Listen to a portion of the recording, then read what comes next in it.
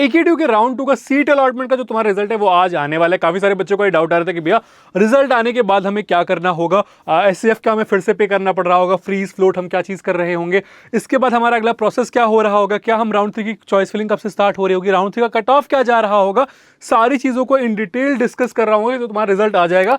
उसके बाद अगला प्रोसेस तुम्हारा क्या होने वाला है, कौन से स्टेप्स तुम्हें लेने, जैसे तुम्हारी जो सीट है वो रिजेक्ट नहीं हो रही, जिनको पहली बार सीट अलॉट हो रही है तुम्हें क्या करना है, जिनको ऑलरेडी सीट अलॉट हो चुकी थी, जो SAF पे कर चुके थे उनको क्या करना है, और किसी को अगर सीट नहीं अलॉट हो रही तो तुम्हें क्या करना, सारी चीजों पर डिटेल डिस्कशन करेंगे। ये वीडियो तुम एंड तक देखोगे, तुम्हारा जो भी डाउट है वो क्लियर हो जा रहा होगा। वीडियो स्टार्ट करने से पहले एक इंपॉर्टेंट चीज, अगर तुम कॉलेज को लेकर कंफ्यूज हो या फिर जानना चाहते हो कि पर्टिकुलर तुम्हारी प्रोफाइल पे कौन सा बेस्ट कॉलेज तुम्हें मिल सकता है, उस केस में तुम्हें क्या करना है, डिस्क्रिप्शन में एक प्रोफाइल एनालिसिस फॉर्म देगा, उस फॉर्म को फिल करो, हमारी टीम से डिस्कस करो, हमारी टीम से बात करो, वो तुम्हें गाइड कर दे रहेंगे। साथ में तुम्हें AKTU का प्रेडिक्टर मिल जाएगा, चॉइस फिलिंग टूल मिल जाएगा। अगर तुम्हें मेरी टीम से 1-to-1 मेंटरशिप चाहिए तो मेंटरशिप की लिंक भी तुम्हें डिस्क्रिप्शन बॉक्स में मिल जा रही होगी। अब देखो तुम्हारा रिजल्ट आ जाएगा, रिजल्ट आने के बाद क्या करना है, payment of seat confirmation fees, यानी कि जो हमारा SAF हो रहा होता है हम उसको पे कर रहे होते। बट एक सवाल ये आता है कि भैया हमने तो राउंड 1 में SAF पे कर दिया, तो क्या हमें दोबारा से पे करना है? तो नहीं, उसका सिंपल सा आंसर है कि तुम्हारे दोबारा से SAF नहीं पे करना। चलो एक ब्लैंक स्क्रीन पे आते हैं, ठीक है, उसको मैं प्रेजेंट करूं। ठीक, अब देखो सिंपल चीज है, हमारे पास यहाँ पे पहले कैटेगरी के वो स्टूडेंट हैं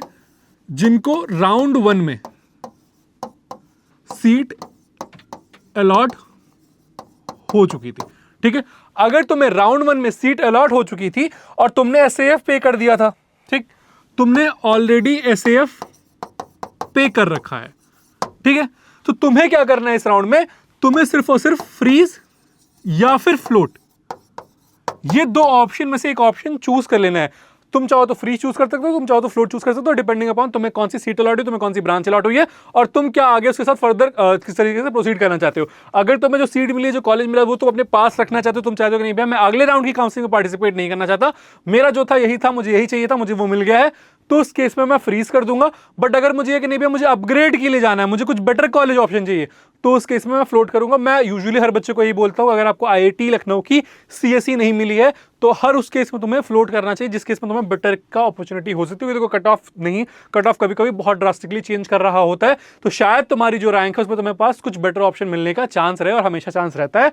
तो लास्ट राउंड तक जाओ, फिर जाके तुम अपना ऑप्शन फ्रीज कर रहे होगे। ठीक है, तो पहले वो बच्चे को जिनको सीट अलॉट हो चुकी थी, जिन्होंने SAF पे कर दिया था, तुम्हें सिर्फ और सिर्फ फ्रीज और फ्लोट में से चूज कर लेना है कि तुम क्या चूज करना चाह रहे हो। ठीक, अब दूसरे वो बच्चे हैं जिनको राउंड 1 में सीट अलॉट नहीं हुई थी, जिनको राउंड 2 में फर्स्ट टाइम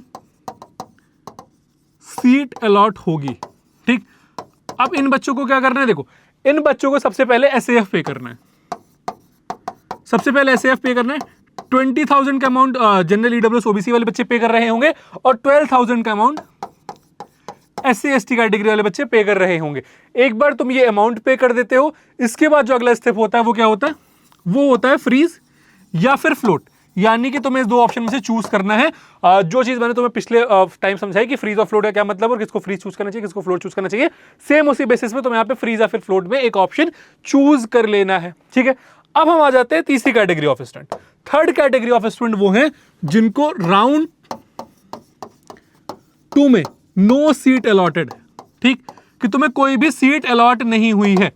ठीक, तो उस केस में तुम्हें क्या करना, कुछ नहीं करना, तुम्हें राउंड 3 की चॉइस फिलिंग पे आना है और राउंड 3 की चॉइस फिलिंग सही तरीके से करना, क्योंकि उसके बाद तुम्हारे पास चॉइस फिलिंग का फिर चांस नहीं आ रहा होगा। तुम बाद में रिग्रेट कर रहे हो कि मैं चॉइस फिलिंग सही तरीके से कर सकता था बट मैंने नहीं करी, तो उस केस में तुम या तो चॉइस फिलिंग टूल का यूज कर लो, मेंटरशिप में जाकर के एनरोल कर लो, या फिर मैं लाइव सेशंस वगैरह करता हूं, चॉइस फिलिंग जिस दिन हो रही होती है उसके दिन पहले या फिर उस दिन, तो तुम उस सेशन में आ जाना और वहां पे अपनी चॉइस फिलिंग करवा लेना, वरना बाद में तुम जाकर रिग्रेट कर रहे हो कि भैया कोई कॉलेज मुझे नहीं मिला, जबकि AKTU का ऐसी काउंसलिंग है जहां पे 14 लाख 15 लाख कितनी भी तुम्हारे रैंक है, तुम्हें एक अच्छा कॉलेज अलॉट होने के चांसेस रह रहे होते हैं। ठीक है, तो इस चीज का तुम्हें ध्यान रखना, अगर कोई सीट नहीं अलॉट हुई तो हमें राउंड 3 की चॉइस फिलिंग सही तरीके से कर लेनी है। ठीक, इसके अलावा किसी भी टाइप के स्टूडेंट यहाँ पे नहीं होने वाले हैं, जितनी भी कैटेगरी थी वो मैंने तुम्हें बता दी है कि किस बच्चे को क्या करना है। अब आ जाते हैं एक बार हम शेड्यूल के ऊपर। ठीक है, देखो हमें जो राउंड 2 का यहाँ पे सीट एक्सेप्टेंस फी है वो कब तक पे करनी है, 25 से 26 के बीच में।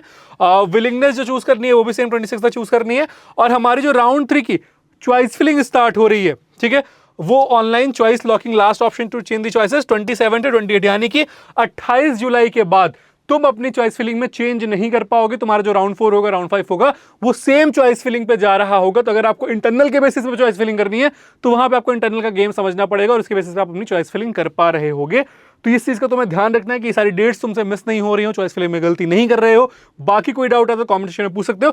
एक बच्चों का डाउट है कि भैया राउंड 2 का कट ऑफ क्या जा रहा होगा। देखो राउंड 2 के कट ऑफ में बहुत ज्यादा डिफरेंस नहीं आएगा। मैंने इसके ऊपर डेडिकेटेड वीडियो भी बनाई हुई थी कि अगर तुम्हारा रैंक 50,000 से लेकर 1 लाख के बीच में है तो 1,000, 1,500, 2,000 रैंक का डिफरेंस आएगा।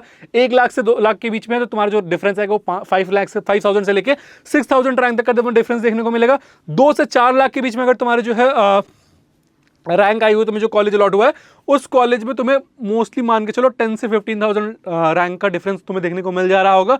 4 से 5, 6 वाले में तुम्हें यहाँ पे 25-30,000 रैंक का डिफरेंस देखने को मिल रहा होगा। फिर उसका 50,000, 60,000, 70,000 रैंक तक का डिफरेंस तुम्हें देखने को मिल रहा होगा। तो यही तुम्हारा ट्रेंड रहने वाला है राउंड 2 में और राउंड 3 में। तो सेम ट्रेंड तुम्हारा फॉलो हो रहा होगा। तो अब तुम्हें क्या करना है, बस अपनी चॉइस फिलिंग सही तरीके से करनी है। अगर तुम्हें लग रहा है कि तुम्हें कुछ गलत अलॉट हो गया है राउंड 2 का अलॉटमेंट आने के बाद, तो लास्ट राउंड है राउंड 3, जहां पे तुम अपनी चॉइस फिलिंग कर सकते हो, चॉइस फिलिंग को चेंज कर सकते हो। इसके बाद तुम्हें ऑप्शन नहीं मिल रहा होगा तो पहले से कर लेना। बाकी कोई डाउट आता है कमेंट सेक्शन में पूछ लेना। इस वीडियो को दोस्तों के साथ शेयर कर देना है। इसी के साथ मैं हूं नमन, कॉलेज के काउंसलिंग से रिलेटेड कोई भी डाउट आएगा तो मेरे चैनल पर पता चल जाएगा। तो मैं क्या करना है, कॉलेज को सब्सक्राइब करके रखना है और नोटिफिकेशन बेल ऑन कर लेनी है।